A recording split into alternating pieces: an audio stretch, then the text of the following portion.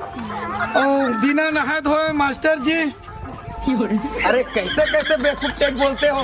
Golden type की भैंसी madam, आप लोगों के समक्ष मैं दो शब्द कहना चाहता हूँ और मैं नेता बनना चाहता हूँ। आज हमारे गांव में, कहा मैकरी में, जगह जगह जगह जगह गड्ढा हो गया।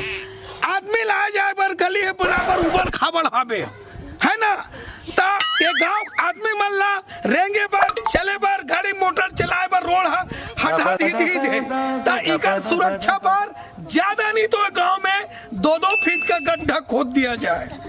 अरे और दूसरा चीज, ये गांव में इतना गंदगी फैल गया, इतना गंदगी फैल गया, गुरवा गुरवा गांगा लदेक में चारों डहन बस साथ रहते है ना भाई है?